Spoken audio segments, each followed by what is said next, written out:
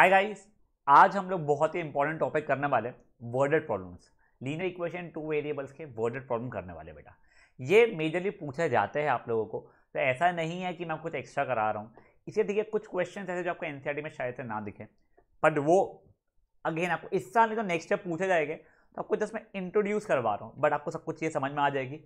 कई सारे क्वेश्चन जैसे देखिए, ये तो डायरेक्टली मैंने एनसीईआरटी का ही क्वेश्चन उठाया आप लोगों के लिए, तो कई सारे क्वेश्चन अपन एनसीईआरटी के डायरेक्टली सॉल्व करने वाले हैं। ठीक है, तो पहले तो आप न्यू पेज पे वर्डेड प्रॉब्लम हेडिंग देके इसे प्लीज पॉज करके आप लिख लीजिए एक बार। चलिए, अब बेटा देखिए, आपको लीनियर इक्वेशन लिखना है। If each point on it's graph has an abscissa 3 times it's ordinate. ठीक है, देखिए अब आपको लीनियर इक्वेशन टू वेरिएबल सिखाया है मैंने। ठीक है, तो अब देखिए, अब मैं मान लीजिए लेट एब्सिसा, एब्सिसा तो मेरा वैसे ही एक्स होता है, तो एब्सिसा भी एक्स एंड ऑर्डिनेट बी वाई, ये है मेरा।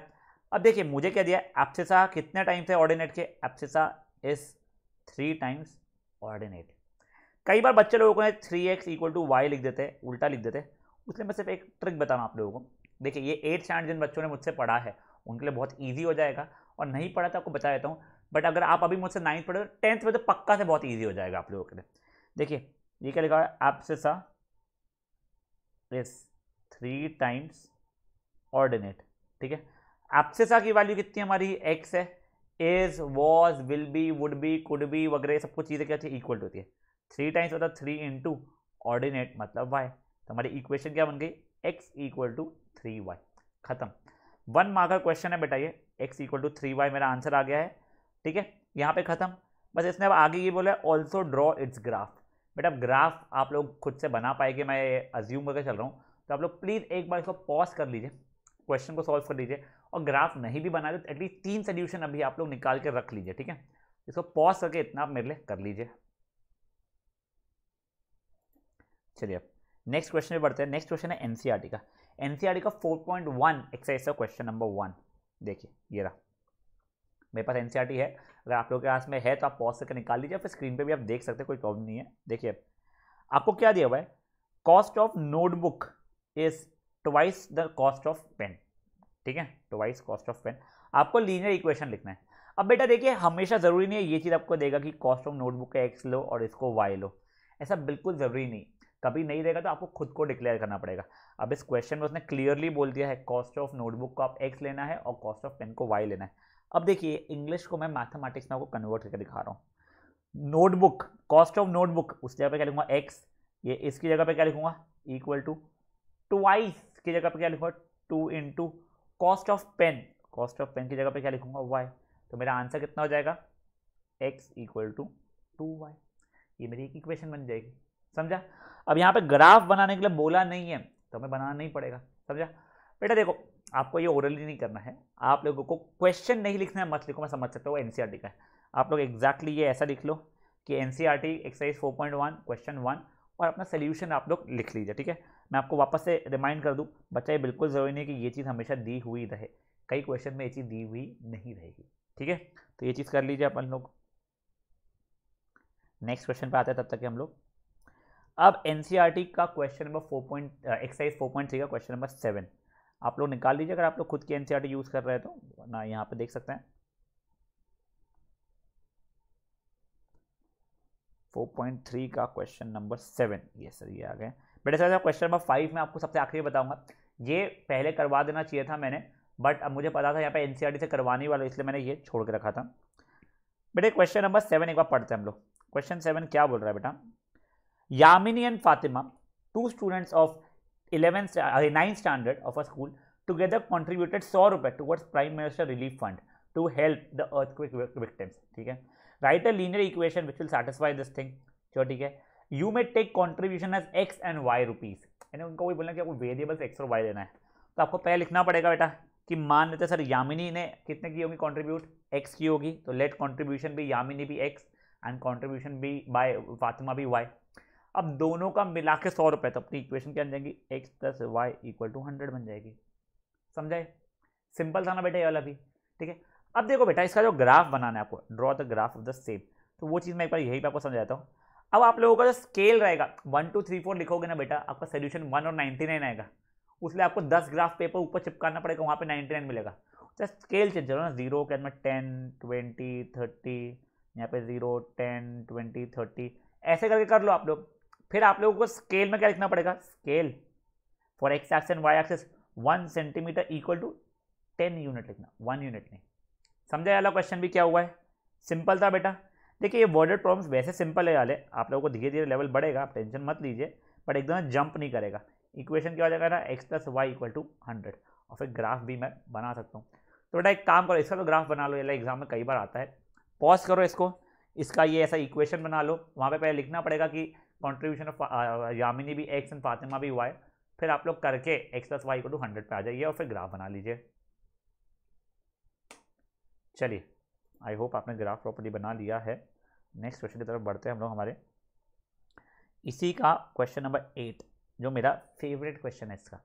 देखिए क्वेश्चन बिल्कुल भी कहीं से भी डिफिकल्ट नहीं है, बस बड़ा है इसलिए बच्चे बेवजह कंफ्यूज होते हैं। तो हम पहले पढ़ लेते हैं क्वेश्चन क्या है, फिर समझते हैं उस चीज़ को। देखिए countries like US and Canada temperature is measured in Fahrenheit. बेटा पता है कि यूएस है ना अलग ही पापी है, अपनी दुनिया में चलती है, उनके अलग नाटक चलते हैं। अपन पानी लीटर्स में गिनते हैं, वो आउंसेस में गिनती है। अपन लोग डिस्टेंस किलोमीटर मीटर में गिनते हैं, उनको पता नहीं क्या मस्ती आती माइल्स में। बेटा यहाँ पे भी अपन लोग टाइम में करते हैं, अपन लोग करते हैं सेल्सियस में, इनकी मस्ती अलग है फ़ारेनहाइट में। कुछ नहीं कर सकते बेटा इन लोगों का। तो ठीक है फाइन, तो ये लोग फ़ारेनहाइट में करते हैं, जबकि इंडिया सेल्सियस में करती है। अपने को इसने कन्वर्जन फैक्टर दे दिया है कि आपको एक से दूसरे में कन्वर्ट करना है, तो ये वाला होता है। ये रटने की जरूरत नहीं है, अपने बचपन में शायद से रटा वटा हो साइंस में, मुझे पता नहीं है, बट अभी आपको रटने की जरूरत नहीं है। उसने क्या बोला है, इसका ग्राफ बनाओ, यहाँ पे एक्स एक्सिस पे सेल्सियस होना चाहिए और वाई एक्सिस पे फ़ारेनहाइट होना चाहिए।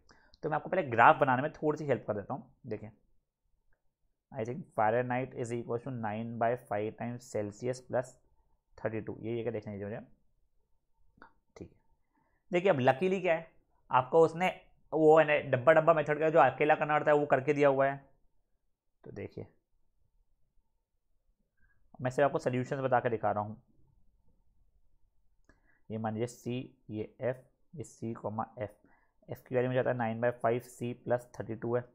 बेटा का मैंने सी की वैल्यू ले लिया 5, सी की वैल्यू ले लिया 5, ठीक है, या फिर 0 ले लेता हूँ ना, पहले सी की वैल्यू ले लिया 0 मान लीजिए।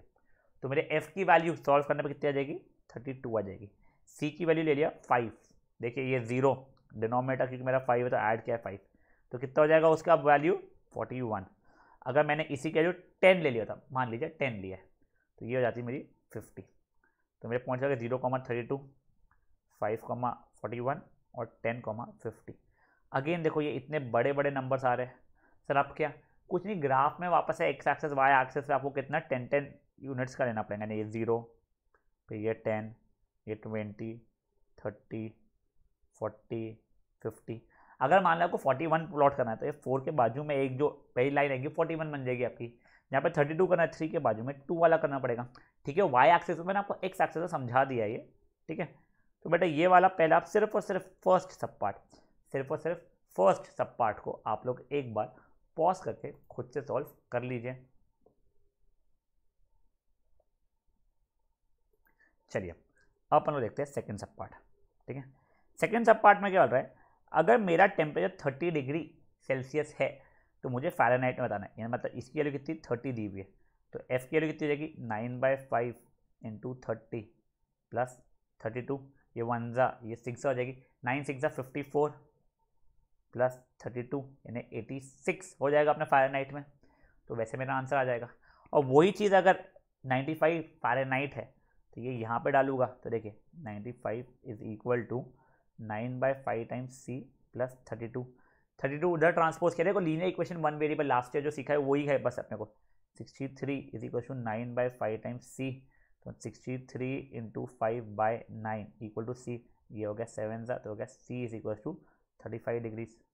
समझा ये वाला भी। ये देखिए यहाँ पे अगर आपको लिखना है तो ये इतना फ़ारेनहाइट ऐसे लिख सकते हो, यहाँ पे इतना डिग्री सेल्सियस ऐसा लिख सकते हो। समझा आप लोगों को क्या हुआ है। तो बेटा देखो ये आप अभी मेरे को सेकेंड पार्ट और थर्ड पार्ट सब पार्ट भी पॉज करके सॉल्व करके दीजिए। चलिए ठीक है, तो ये इतने तो हो गए। अब क्या, अब फोर्थ सब पार्ट देख लेते हैं अपना। If the temperature is 0 degree Celsius then find it in Fahrenheit. ठीक है सर, ये 0 है इसका मतलब मेरा, तो sir F is equal to 9/5 into 0 plus 32, but 32 degree Fahrenheit आ जाएगा, ठीक है। But and if the temperature 0 degree Fahrenheit then Celsius में दीजिए। ये एक और उसी में सब पार्ट एक और घुसा दिया उसने। तो देखिए क्या हो जाएगा, 0 is equal to 9/5 times C plus 32, मतलब -32 equal to 9/5 times C minus 32 into 5/9 equal to C. तो कितना हो रहा है वो, -160/9 इज इक्वल टू सी। खत्म, ये मेरा ऐसा आंसर आ गया। फ्रैक्शन में करना है, डेसिमल में करना है, डेसिमल में भी कर सकते हो। तो फोर्थ सब पार्ट को भी एक बार आप लोग पॉज करके सॉल्व कर लीजिए।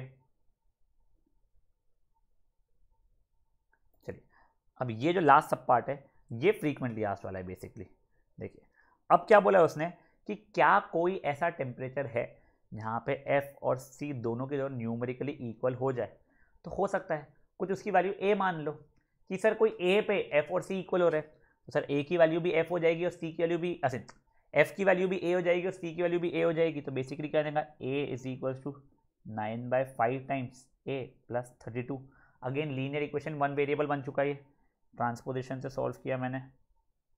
32 एलसीएम लिया तो 5a minus 9a the whole by 5 equal to 32 minus 4a/5 equal to 32। तो a इक्वल टू 32 इंटू 5/-4 1 ज़ा 8 ज़ा, तो आंसर -40 हो रहा है। एक बार देख लेते हैं हम लोग कैलकुलेशन वापस से। देखिए a is equal to 9/5a plus 32, ये इधर गया, फिर -4/5a इक्वल टू 32 हुआ, तो a की वैल्यू -40 आ गई। अगर f की वैल्यू -40 है तो c की वैल्यू भी -40 होगी। मतलब ये वो वाला टेम्परेचर जहाँ पे दोनों के दोनों न्यूमेरिकली मेरे इक्वल हो जाएंगे। सिंपल था ना ये वाला भी। तो गाइस प्लीज़ आपसे रिक्वेस्ट है, इसको पॉज करके एक बार इसको भी आप लोग फट से सॉल्व कर लीजिए।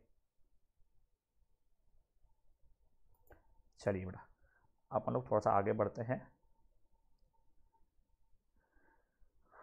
अब है क्वेश्चन नंबर 6 4.3 का ही। बट अब देखिए ये चीज़ अगर आप लोगों ने, ये चैप्टर का नाम क्या है, मतलब वर्क वाला ना, वर्क डन वाला चैप्टर जो है हमारा, आई थिंक 4th चैप्टर पड़ता है फिजिक्स का, वो किया तो आपको बहुत इजी पड़ जाएगा। और नहीं वो भी नहीं किया है बट आपने अभी तक, I am pretty much sure कि आप लोगों ने एटलीस्ट 2nd चैप्टर फिजिक्स का कर चुके होंगे। जो बच्चे मुझसे ही फिजिक्स पढ़ते हैं उन लोगों को शायद से मेरी लैंग्वेज जल्दी कैच हो जाए, जो नहीं पढ़ते हैं बेटा समझ जाएगा, कोई इशू नहीं है।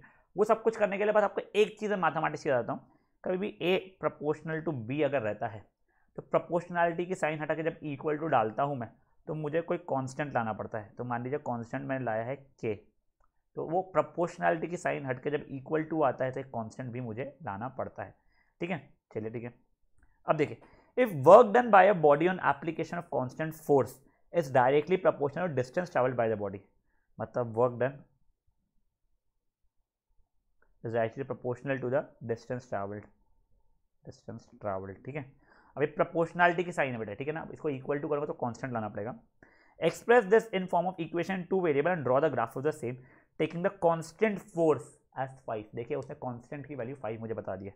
तो बेसिकली मेरे work done is equal to 5 into distance travelled हो जाएगा। वर्क डन को अभी के लिए मैं y बोल दूँ और डिस्टेंस को x बोल, तो y is equal to 5x मेरा इक्वेशन आना शुरू हो जाएगा। अब देखो अगर गलती से आपने वाला चैप्टर किया हुआ है फिजिक्स का, तो एक फॉर्मूला बता दूं मैं, work done is force into displacement होता है। देखिए वर्क डन को y बोल रहा है, फोर्स उसने 5 दिया, डिस्प्लेसमेंट x है, तो y is equal to 5x वैसे ही आ जाएगा आपका। समझाइए वाला क्या हुआ है। अब देखिए y इक्वल टू 5x करना है, आपको इसका ग्राफ बनाना है, चलो वो सब कुछ कर लोगे। अब फिर उसके बाद क्या बोल रहा है, आपको ग्राफ के थ्रू बताना है कि अगर डिस्टेंस आपका 2 यूनिट्स है तो वर्क डन कितना है। तो आप लोग जो ग्राफ बनाओगे ना ऐसा, तो जब डिस्टेंस x की वैल्यू 2 रहेगी तो वहाँ पे y की वैल्यू देख लेना, y की वैल्यू 10 आने वाली है। और वैसे अगर डिस्टेंस की वैल्यू 0 है तो वर्क की वैल्यू देख लेना, वो भी 0 रहने वाली है। ग्राफ बनाओ, उस पर से आपको पिछले वाले लेक्चर्स में मैंने बताया है कि ग्राफ बनाओ, अगर x की वैल्यू ये है तो y की वैल्यू क्या है, ग्राफिकली बताओ। वही चीज़ है कि अगर x की वैल्यू मान लीजिए 2 है एक बार तो y की वैल्यू होता है, और x की वैल्यू 0 है तो y की वैल्यू बताओ। ये चीज़ें है बेटा उसमें, ठीक है। तो अगेन इस क्वेश्चन को भी आप लोग पॉज करके सॉल्व कर सकते हैं बेटा। चलिए और आगे बढ़ते हैं हम लोग। क्वेश्चन नंबर 4.3 का फोर्थ, ये वो वाला है, यस बेटा। देखो ये क्वेश्चन आपका वर्ड प्रॉब्लम सबसे इंपॉर्टेंट है। अब कोई भी स्कूल के, ये वाला क्वेश्चन एक ना एक बार तो पूछना ही वाला है बेटा आप लोगों को एग्जाम में, पॉसिबल ही नहीं कि ये क्वेश्चन ना पूछे। तो पहले एक बार क्वेश्चन पढ़ो आप लोग। क्वेश्चन क्या होता है, in a taxi fare the taxi fare in a city is as follow, for the first kilometre the fare is 8 रुपये and for subsequent kilometre it is 5 rupees. अगर टोटल डिस्टेंस मेरा x kilometre है और fair मेरा y kilometre हो रहा है total, तो उसके बीच में रिलेशन बताओ। तो कुछ नहीं समझा, ये सबके पहले ना मैं आपको एक कहानी सुनाता हूँ। मुंबई अगर कोई बच्चे लोग गए होंगे, या फिर मुंबई नहीं तो कोई भी ऐसी सिटी में गए होंगे जहाँ पे मीटर वाइज पैसा चार्ज होता है, कि अपने ऑटो टैक्सी में मीटर वाइज पैसा चार्ज होता है। तो बेटा आप लोगों ने देखा होगा, जैसे मैं आपको अभी रिसेंटली जब मैं लास्ट टाइम गया था तब मुंबई का बता रहा हूँ, फर्स्ट किलोमीटर का ऑटो में वो रहता था 19 रुपीज़, कि 1 किलोमीटर जाओ तो 19 रुपीज़ रहेगा। फिर उसके आगे हर किलोमीटर पे कुछ आई थिंक हमें 10 रुपये बढ़ता था, आई एम नॉट रियली श्योर। फिर अगर एक और नेक्स्ट किलोमीटर का 1 किलोमीटर गया तो मुझे और 10 रुपये लगेगा, फिर एक और गया तो मुझे और 10 लगेगा, फिर एक और गया तो मुझे और 10 रुपये लगेगा, ऐसा चार्ज आता था। तो बेसिकली अगर मान लीजिए मैं 10 किलोमीटर ट्रैवल कर रहा हूँ ऑटो से, तो इसका मतलब मेरी जर्नी दो चीज़ों में स्प्लिट हुई है। जो पहला महंगा वाला फर्स्ट किलोमीटर था और बचा कुचा ने 10 - 1 = 9 किलोमीटर का चार्ज। पहले किलोमीटर का चार्ज कितना था मैंने आपको 19 रुपीज़ बताया। बचे हुए हर किलोमीटर का चार्ज कितना 10 रुपये, तो बचे हुए क्या होगा 9 × 10 यानी 90 हो जाएगा। तो मेरा टोटल कितना होने वाला है चार्ज तब 19 + 90 जो कि कितना आ गया 109 रुपये आ गया। मान लो यही चीज़ अभी शायद फेयर चेंज होगा, may be I am not sure, कि फर्स्ट किलोमीटर का वो लेके मे बी 20 रुपये मान लेता हूँ, मुझे क्या पता। और सब्सिक्वेंट यानी उसके बाद वाले हर इसका लूँगा मैं शायद से 15 रुपये मान लीजिए, ठीक है। अगर आप गए हो मान लो 15 किलोमीटर, 15 नहीं छोड़ो अजीब हो जाएगा, 11 किलोमीटर गए मे बी मान लो, 11 किलोमीटर ना दो जर्नी में स्प्लिट हुआ है बेसिकली।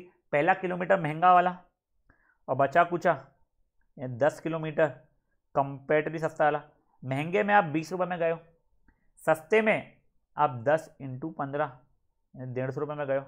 तो अपना टोटल कितना हो गया मेरा, टोटल हो गया 20 + 150 यानी 170, ठीक है। यही चीज़ अगर मान लो आप लोग क्या बोलते हैं may be 5 he kilometre travel करते ऑटो से, ठीक है, तो 5 किलोमीटर भी तो दो में स्प्लिट होगा ना। पहला किलोमीटर महंगा वाला, बचा कुचा कितना अच्छा 5 - 1 यानी 4 किलोमीटर सस्ता वाला। पहला यानी 20 रुपये लग रहा है, बचे हुए 4 × 15 मतलब 60 लग रहा है। तो टोटल कितना हो गया मेरा, टोटल हो गया 20 + 60 यानी कि 80 रुपये हो गया, ठीक है। अब यही डेटा अगर मानो आप लोग कि आप लोग x किलोमीटर जा रहे हो, कितना किलोमीटर जा रहे हो बेटा आप लोग x, कि आपको पता ही नहीं है, तो बेटा ये भी तो दो इसमें स्प्लिट हो रहा है आपका। पहला महंगा वाला, ठीक है, बचा कुचा सस्ता वाला, बचा कुचा कितना x - 1, देखिए ये माइनस ये यानी बचा कुचा रहेगा, ठीक है सर। महंगा वाले का 20 रुपये लग रहा है, सस्ते वाले का ये देखिए किलोमीटर था, ठीक है ना, सस्ते वाले का 15 रुपये लग रहा है, x - 1 × 15 जिसकी वैल्यू कितनी हो गई 15x - 15 हो गई है। तो टोटल रोकड़ा कितना लगा अपने को, देखिए भाई नीचे का इग्नोर करिए, टोटल रोकड़ा कितना लग रहा है मुझे 20 + 15x - 15, तो बेसिकली 15x + 5 लग गया। ये मेरा टोटल रोकड़ा टोटल बिल आ गया जो कि y के बराबर हो गया, y = 15x + 5। एग्जैक्टली वही पैटर्न पे क्वेश्चन है। एक बार आप इसको पॉज करके ट्राई करके देखो जमता है क्या। चलिए देखिए कैसा रहेगा ये। सर हमें दिया गया हम x किलोमीटर गए और उसमें फर्स्ट किलोमीटर कितना है 8 रुपये, बचे किलोमीटर का 5 रुपये। तो फर्स्ट किलोमीटर है और बचे कुछ यानी x - 1 किलोमीटर है। फर्स्ट किलोमीटर का कितना है 8 रुपये, बचे कुछ यानी x - 1 का है कितना 5 रुपये, मतलब कितना गया 5x - 5। तो टोटल मेरा कितना हो जाएगा ये प्लस ये तो जाएगा 8 + 5x - 5 यानी y = 5x + 3। ये मेरा टोटल बिल आने वाला है, समझा। तो अगर मान लीजिए x की वैल्यू में 100 किलोमीटर गया था तो मेरा बिल फट से कितना हो जाएगा, देखो 5 × 100 + 3 यानी 503। अगर मैं 5 किलोमीटर गया था तो कितना होगा 5 × 5 + 3 यानी 28 रुपये। देखिए ये इक्वेशन वैसे में हेल्प करना शुरू कर दिया मुझे, समझा ये चीज़ क्या हुआ है बेटा आप लोगों को, पक्का। तो बेटा अब आपको क्या करने का है, ये क्वेश्चन को एक बार खुद से अगर नहीं जमा आता तो सॉल्व करना है आपको। चलिए अब आपको मैं क्वेश्चन दिखाता हूँ, ये है ना सीक्वेंस, एक बार रुक जाइए मैं सीक्वेंस चेंज कर रहा हूँ आपके लिए। ये देखिए पहले वाला क्वेश्चन देखिए, ये क्वेश्चन सॉर्ट ऑफ पहले वाला जैसा है। एक बार पॉज करके इस क्वेश्चन को कॉपी कर लीजिए, आपको एनसीईआरटी में नहीं मिलने वाला है क्वेश्चन, इंपॉर्टेंट क्वेश्चन है ना, समझने के लिए बहुत बढ़िया ये चीज़। चलिए देखिए क्या दिया हुआ है क्वेश्चन में, अब the parking charge of a car in parking lot is ₹50 for first 3 hours, मतलब अगर आप पहले 3 घंटे लगते हो तो ₹50 टोटल लगता है, फिर बाद में हर घंटे का आपको ₹30 लगता है। ठीक है, देखिए ये भी टैक्सी जैसे ही हो गया कि पहले किलोमीटर का अलग है और बचे हुए किलोमीटर्स का अलग है, पर इस बार क्या है, आपके पहले 3 किलोमीटर या पहले 3 घंटे का कुछ और है। कितना है पहले 3 घंटे का? ₹50, ये देखिए 3 आवर्स, और बचे कुछ है x माइनस 3 आवर्स बच रहे हैं। ठीक है, उसका कितना है, x माइनस 3 इंटू 30 है, इसकी वैल्यू कितनी हो रही है बेटा अपनी, हो जा रही है 30x माइनस 90। मेरा टोटल जो कि y है वो कितना हो जाएगा, y is equal to 50 plus 30x minus 90, तो y की वैल्यू कितनी होगी 30x माइनस 30x माइनस 40। ये मेरा बिल आ गया। अगर मैं x आवर्स खड़ी करता हूँ तो, समझा? बस एक चीज़ समझ लीजिए बेटा, आप x की वैल्यू 1 डालोगे तो आपको ₹10 देगा, वैसा नहीं है। ये देखो, ये इक्वेशन 3 या 3 से ज़्यादा वाले नंबर्स के लिए ही वैलिड रहने वाला है। ठीक है ना बेटा, 3 चलिए 3 पे भी वैलिड हो जाएगा, बट 3 या 3 से ज़्यादा वाले नंबर्स के लिए। नहीं समझा ये चीज़ क्या होता है, छोड़िए, अब चिल मारिए, इतना टेंशन मत लीजिए उस चीज़ का। ये वाले क्वेश्चन को एक बार आप सॉल्व कर लीजिए। फिर देखो, ये बिल्कुल किलोमीटर वाले जैसे लिया है मैंने। क्या किया मैंने बेसिकली इस चीज़ में, मैंने बोल दिया कि x आवर्स के लिए खड़ा होगा तो पहले 3 आवर का ₹50 टोटल लग गया, 3 इंटू 50 नहीं होगा, पूरा मिला के ₹50। फिर बचे कुछ है ना, x माइनस 3 आवर्स के पर आवर के हिसाब से ₹30 और x माइनस 3 इंटू 30 मेरा आंसर चलने वाला है। ठीक है, तो इसको ये पॉज करके आप लोग निकाल लीजिए। चलिए अब ये ऊपर वाले क्वेश्चन पे आ जाइए। क्वेश्चन सिंपल है, देखिए वो जैसा था ना अपना यामिनी और फातिमा करके जो बच्चे थे, वैसे ही मान लीजिए ये 2 क्रिकेटर्स है अपने, MS धोनी और कहते कोई एक और है युवराज सिंह, मान लीजिए ये दोनों का पार्टनरशिप मिला के 125 रन का था। ठीक है बेटा, क्रिकेट में जो रन मारते हो आप लोग उनको ऐड करके आपका पार्टनरशिप बताया जाए, साथ में कुछ एक्स्ट्रास के भी रन होते हैं, जैसे वाइड के, नो बॉल के। आपको इतना टेक्निकल नहीं समझते, कोई टेंशन मत लीजिए। तो दोनों बैट्समैन का कॉन्ट्रीब्यूशन और एक एक्स्ट्रा का कॉन्ट्रीब्यूशन मिला के 125 हुआ है।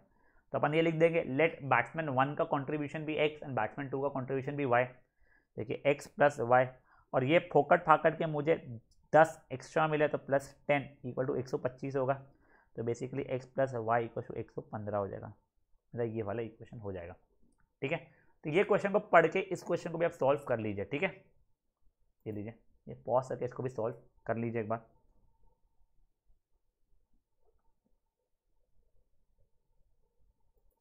चलिए अभी नेक्स्ट क्वेश्चन पे आते हैं हम लोग। ये वाला क्वेश्चन मुझे बहुत पसंद है। ठीक है, एक बार पॉज करके क्वेश्चन पढ़ के ट्राई करो। A rabbit covers y metre distance by covering, ये 16 मीटर लिखा है, ठीक है ना, गंदी हैंडराइटिंग है मेरी, 16 metre in slow motion and then remaining by x jump each of 3 metre, express the information in linear equation. देखिए मैं समझाता हूँ। मान लीजिए कि रैबिट यहाँ पे था, भैया पहले 16 किलोमीटर चुपचाप से सीधा सीधा धीरे धीरे चल गए। फिर भैया मैं छाई मस्ती, भैया जंप मारना शुरू किया, 3-3 मीटर का जंप, ये 3 मीटर के जंप, ये 3 मीटर के जंप, ऐसे कितने जंप लिए उन्होंने ऐसे x जंप्स लिया, और ये पूरा डिस्टेंस अपन लोग मान लेते कितना है, y है। तो देखिए ये कितना था, सॉरी ये तो मुझे 16 दिया हुआ था, ये 3 मीटर है, ये 3 मीटर है, ये 3 मीटर है, ऐसे कितने होने वाले बेटा, ये 4 यहाँ पे मैंने रिप्रेजेंट किया, बट ऐसे उसने बता दिया ऐसे कितने जंप्स है, x जंप्स है। तो देखिए बेसिकली टोटल डिस्टेंस आप लोगों का 2 चीज़ें बना है, एक तो वॉक का डिस्टेंस प्लस जंप का डिस्टेंस। टोटल डिस्टेंस रहता है y, वॉक का डिस्टेंस रहता है 16, जंप x जंप से और ईच जंप का 3 मीटर होता है, तो ये कितना जाएगा 3x हो जाएगा। तो आंसर क्या, y is equal to 3x plus 16 या 16 प्लस 3x, वो भी चल जाएगा, खत्म। सिंपल था क्वेश्चन भी। ठीक है, चलो इसको भी पॉज करो और सॉल्व करो फटाक से।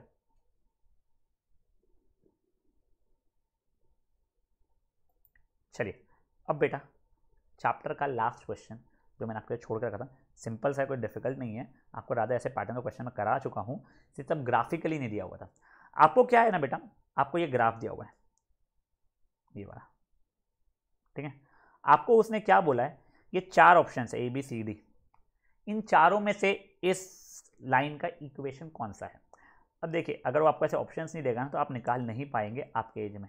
आप जैसे 11th में आएंगे आपको कोनिक सेक्शन या फिर स्ट्रेट लाइन का चैप्टर तो उससे आप निकालना शुरू कर लेंगे, बट सर अभी तो आता नहीं है। तो देखिए आप कैसे करेंगे, देखिए ये -1,1 मेरा एक पॉइंट है, सोल्यूशन है, रादर 0,0 एक सोल्यूशन है और 1,-1 एक सोल्यूशन है। तो बेटा ये 1 2 3 4 चारों इसमें मुझे डाल के चेक करना पड़ेगा कौन से इसमें तीनों सोल्यूशन मेरे सेटिस्फाई हो रहे हैं। चलिए पहले ए से चेक करते हैं हम लोग। सर देखिए अगर LHS मेरा LHS यहाँ पे कितना आ रहा है y यानी 1 आ रहा है मेरा, ये इसको चेक करोगे मैं इसको, और RHS कितना है x है उसके लिए -1 है। LHS RHS इक्वल नहीं है तो ये मेरा पॉइंट आंसर सही नहीं है। तो ये x + y = 0 में चेक किया। देखिए मेरा LHS इस सोल्यूशन के लिए चेक कर रहा हूँ पहले मैं, कितना हो रहा है वो -1 + 1 = 0। RHS 0 दिया हुआ था, ये वाला हो सकता है। अब 0,0 के लिए चेक करता हूँ, मेरा LHS कितना आ जाएगा 0 + 0 विच इज़ 0, मेरा RHS भी कितना है 0। सर ये वाले को भी सेटिस्फाई कर रहा है, अब इसको मैं चेक कर लेता हूँ। देखिए सर LHS कितना है मेरा x + y यानी 1 ± 1 यानी ये भी 0 आ रहा है। RHS मुझे इक्वेशन में 0 दिया, तीनों को सेटिस्फाई कर दिया, आंसर बी हो गया। इन दोनों को मुझे चेक करना ही नहीं पड़ेगा। सर नहीं समझा अच्छे से, ठीक है कोई बात नहीं, एक काम करो ना, ये वाला थोड़ा सा वियर्ड लग रहा होगा अगर आपको, तो ये वाले को देखते हैं। ये देखिए हमें 3 सोल्यूशंस क्या है, -1,3, 0,2 और 2,0।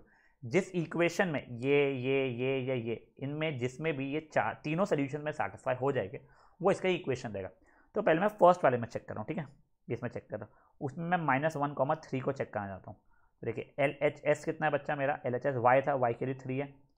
RHS कितना है x + 2 यानी -1 + 2, आंसर 1 आ रहा है। LHS RHS इक्वल नहीं है तो ये तो मेरा इसको ही सेटिस्फाई नहीं कर रहा है, तो गेम ओवर, वो नहीं चलेगा। मैं इसको ट्राई करता हूँ, ठीक है सर पहले इसमें -1,3 ट्राई करता हूँ मैं। देखिए सर LHS कितना है मेरा, y है, y की वैल्यू कितनी है 3 है। RHS कितना है x - 2 ने -1 - 2, ये -3 आ रहा है। सर फिर से LHS और RHS इक्वल नहीं आए, वापस से गेम ओवर, ठीक है सर तो ये भी मेरा इक्वेशन नहीं। तो फिर इसमें चेक करता हूँ, इसमें वापस मैं -1,3 को चेक कर रहा हूँ। सर LHS तो मेरा सर y था जो कि 3 है। RHS -x + 2 यानी -1 + 2 यानी 3 हो रहा है। सर ये हो सकता है, अब इसके अंदर ही मैं 0,2 को चेक कर रहा हूँ, ठीक है सर। मेरा देखिए RHS कितना है बेटा 2 है मेरा, नीचे RHS LHS मेरा 2 है, मेरा RHS देखिए -x + 2 मतलब -0 + 2, ये 2 आ रहा है। सर ये हो सकता है, अब बेटा मैं इसी के अंदर मैं 2,0 को चेक कर रहा हूँ। देखिए मेरा LHS 0 है, RHS -2 + 2 ये 0, इसको भी सेटिस्फाई कर रहा है, आंसर खत्म। आंसर हो गया थर्ड ऑप्शन मेरा। यानी क्या है बेटा, ये तीनों पॉइंट्स कौन सी इक्वेशन में सेटिस्फाई हो रहे हैं वो उसका आंसर होने वाला है, समझा। तो बेटा देखिए यहाँ पे करते करते हमारा ये वाला भी चैप्टर खत्म होता है। देखिए आप लोग क्वेश्चन नंबर 5 NCERT का खुद से ट्राई कर लीजिएगा एक बार, साथ ही साथ में इसी का सॉल्व एग्जाम्पल भी यहाँ पे दिया हुआ है, एग्जाम्पल नंबर 8, ठीक है इसको भी ट्राई कर दीजिएगा। ये बेटा आ सकते हैं आपको 1 से लेकर 2 मार्क के लिए, ठीक है। चलिए guys bye bye, thank you.